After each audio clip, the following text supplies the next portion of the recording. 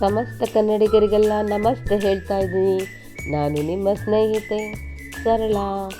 ಇವತ್ತಿನ ವ್ಲಾಗ್ನಲ್ಲಿ ನಾನು ಒಂದು ಚೀಸಿ ಚಿಕನ್ ಮಾಡೋದು ತೋರಿಸ್ಕೊಡ್ತಾ ಇದ್ದೀನಿ. ಇದು ತುಂಬ ಸಿಂಪಲ್ಲಾಗಿ ಮಾಡ್ಬೋದು ಮತ್ತು ಅಷ್ಟೇ ಟೇಸ್ಟಿಯಾಗಿರುತ್ತೆ. ನೋಡಿ ಹಿಂಗೆ ಮಾಡೋದನ್ನ ನಾವು ಹೇಗೆ ಮಾಡೋದು ಅಂತ ನೋಡ್ಕೊಂಬಿಡೋಣ. ತುಂಬ ಸಿಂಪಲ್ಲಾಗಿರುತ್ತೆ ಮತ್ತು ತುಂಬಾ ಟೇಸ್ಟಿಯಾಗಿರುತ್ತೆ.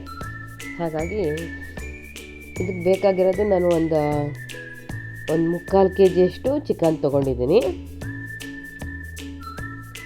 ಚಿಕನ್ಗೆ ನಾವು ಮಸಾಲೆನ ಫಸ್ಟು ರೆಡಿ ಮಾಡ್ಕೊಂಬಿಡೋಣ.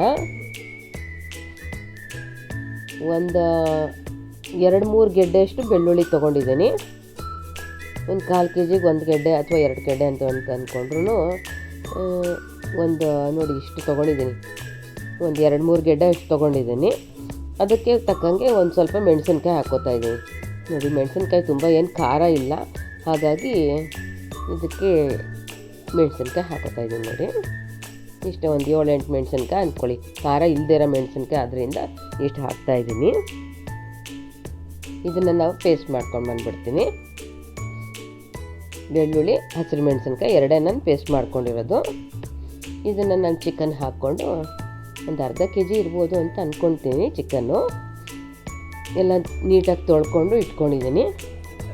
ಇವಾಗ ಉಪ್ಪು ಹಾಕ್ಕೊಳ್ತೀನಿ. ಇದಕ್ಕೆ ನಾನು ಒಂದು ಸ್ಪೂನು ಅಥವಾ 1.5 ಸ್ಪೂನಷ್ಟು ಉಪ್ಪು ಸೇರಿಸ್ಕೊಳ್ಳೋಣ. ಮ್ಯಾರಿನೇಟ್ ಮಾಡಬೇಕಲ್ಲ, ಹಾಗಾಗಿ ಫಸ್ಟು ನಾನು ಉಪ್ಪು ಎಲ್ಲ ಹಾಕ್ಕೊಂಡು ಮಸಾಲೆ ಎಲ್ಲ ಹಾಕ್ಕೊಂಡು ರೆಡಿ ಮಾಡ್ಕೊತೀನಿ. ಈಗ ಮಸಾಲೆನ ಸೇರಿಸ್ಕೊಂಡಿದ್ದೀನಿ. ಉಪ್ಪು, ಬೆಳ್ಳುಳ್ಳಿ, ಹಸಿರು ಮೆಣಸಿನ್ಕಾಯಿ ರುಬ್ಬಿರೋದು ಇಷ್ಟೇ ನಾನು ಹಾಕೋತಾ ಇರೋದು. ಸಿಂಪಲ್ಲಾಗಿ ಮಾಡ್ತಾಯಿದ್ದೀನಿ. ನಿಜವಾಗ್ಲೂ ರುಚಿ ಮಾತ್ರ ತುಂಬಾ ಇಷ್ಟಪಡ್ತಾರೆ, ಎಲ್ಲರೂ ಇಷ್ಟಪಡ್ತಾರೆ. ಹಾಗಾಗಿ ಮಕ್ಕಳು ಕೂಡ ತುಂಬಾ ಇಷ್ಟಪಡ್ತಾರೆ. ಮೊಸರು ಒಂದು 100 ಗ್ರಾಮಷ್ಟು ಮೊಸರು ಹಾಕೋತಾ ಇದ್ದೀನಿ. ತುಂಬ ಏನು ಖಾರ ಇಲ್ದಿರೋದ್ರಿಂದ ಮಕ್ಕಳು ಕೂಡ ತುಂಬ ಇಷ್ಟಪಟ್ಟೆ ತಿಂತಾರೆ. ನೋಡಿ 100 ಗ್ರಾಮಷ್ಟು ಅಷ್ಟೇ ಗಟ್ಟಿ ಮೊಸರು ಹಾಕ್ಕೊಂಡಿದ್ದೀನಿ, ನಂದಿನಿ ಮೊಸರು. ಇದು ತುಂಬಾ ರುಚಿಯಾಗಿ ಬರುತ್ತೆ. ನಾವು ಮನೇಲಿ ಮಾಡಿ ಹಾಕ್ಕೊಳ್ಳೋ ಅಂಥ ಮೊಸರಿಗಿಂತ ಇದರಲ್ಲಿ ಟೆಕ್ಸ್ಚರ್ ತುಂಬ ಚೆನ್ನಾಗಿ ಬರುತ್ತೆ ಅಂತ ಅನ್ನಿಸ್ತು. ಹಾಗಾಗಿ ನಾನು ಇದೇ ತೊಗೊಂಡಿದ್ದೀನಿ. ಇದನ್ನ ಹಿಂಗೆ ಕಲಿಸ್ಕೊಂಡು ನಾನು ಫ್ರಿಡ್ಜಲ್ಲಿ 1 ಅವರ್ ಇಟ್ಬಿಟ್ಟಿದ್ದೀನಿ. ಈಗ ಪ್ಯಾನ್ಗೆ ಹಾಕ್ಕೊಂಡಿದ್ದೀನಿ. ಹಾಕ್ಕೊಂಡು ನಾನು ಸ್ಟವ್ ಹಚ್ಕೊಂಡು ಬೇಯಕ್ಕೆ ಇಟ್ಕೊಂಡಿದ್ದೀನಿ.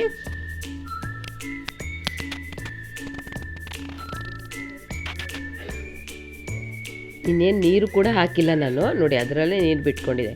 ಮೊಸರಲ್ಲಿ ಎಷ್ಟು ನೀರಿತ್ತೋ ಅಷ್ಟರಲ್ಲೇ ಬಿಟ್ಕೊಂಡಿದೆ.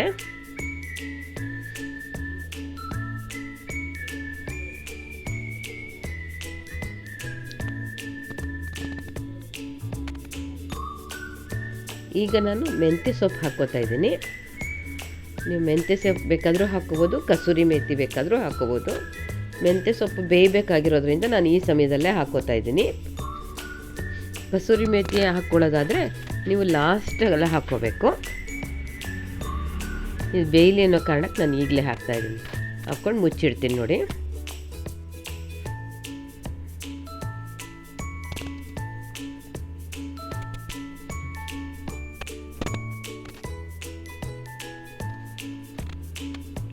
ನಾನು ತೋರಿಸೋದೆಲ್ಲ ಸಾಧಾರಣವಾಗಿ ಸಿಂಪಲ್ಲಾಗಿ ಮಾಡೋವಂಥ ರೆಸಿಪೀಸ್ನೇ ತೋರಿಸ್ತೀನಿ. ಕೆಲವೆಲ್ಲ ಅಪರೂಪಕ್ಕೊಂದೊಂದು ಕಷ್ಟದ ಕೈ ಮಸಾರು ಆ ಥರದ್ದೇನಾದರೂ ಕಷ್ಟದ ತೋರಿಸಿರ್ಬೋದು. ಇದು ಸಾಧಾರಣ ಗಂಡು ಮಕ್ಕಳು ಕೂಡ ಮಾಡ್ಕೊಂಬಿಡ್ಬೋದು, ಮಕ್ಕಳು ಕೂಡ ಮಾಡ್ಕೊಬೋದು, ಅಷ್ಟು ಸುಲಭವಾಗಿದೆ. ನೋಡಿ ಪೀಸಲ್ಲಿ ಈ ಸ್ಪೂನಲ್ಲಿ ಕಟ್ ಆಗೋಷ್ಟು ಸಾಫ್ಟ್ ಆದರೆ ಸಾಕು, ಬೆಂದಿದೆ ಅಂತ ಅರ್ಥ.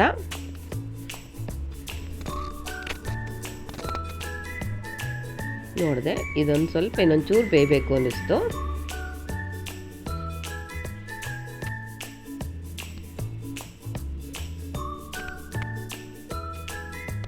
ಇದು ಕೊತ್ತಂಬರಿ ಸೊಪ್ಪನ್ನು ಅವಶ್ಯಕತೆ ಇಲ್ಲ. ನೋಡಿ ಇದೊಂದು ಇಂಗ್ರೀಡಿಯೆಂಟ್ಸ್ ಹಾಕ್ತೀನಲ್ಲ, ಇದೇ ಇದಕ್ಕೆ ತುಂಬ ಇಂಪಾರ್ಟೆಂಟು. ಇದೇನಂದರೆ ತುಪ್ಪ ಅಲ್ಲ, ಇದು ತುಪ್ಪ ಕಾಯಿಸಿರ್ತೀವಲ್ಲ ಬಟ್ಲು, ಅದರಲ್ಲಿ ನಾವು ಒಂಚೂರು ಮೆಂತ್ಯ ಹುರಿದು ಹಾಕಿ ಬೆಳ್ಳುಳ್ಳಿ ಎಲ್ಲ ಹಾಕಿ ಕಾಯಿಸಿರ್ತೀವಲ್ಲ, ಆ ತಳದಲ್ಲಿರುತ್ತಲ್ಲ ತುಪ್ಪದ ಬಟ್ಲಲ್ಲಿ, ಅದನ್ನು ತೆಗೆದಿಟ್ಕೊಂಡಿರ್ತೀನಿ. ಅದನ್ನು ಇದಕ್ಕೆ ಸೇರಿಸ್ತಾ ಇದ್ದೀನಿ. ಇದು ಹಾಕೋದ್ರಿಂದ ತುಂಬಾ ಟೇಸ್ಟ್ ಬರುತ್ತೆ ಚಿಕನ್ಗೆ. ಹಾಗಾಗಿ ಇದನ್ನು ನಾನು ತೆಗೆದಿಟ್ಕೊಂಡು ಹಾಕೋತಾ ಇದ್ದೀನಿ.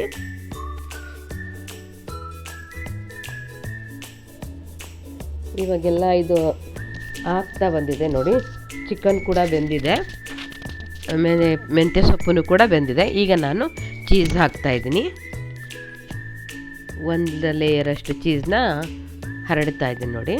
ಇದಕ್ಕೆ ನೀವು ಗಮನಿಸಿರ್ಬೋದು, ಒಂದು ಚೂರು ನಾನು ಎಣ್ಣೆ ಅಥವಾ ಬೆಣ್ಣೆ ಏನೂ ಹಾಕಿರಲಿಲ್ಲ.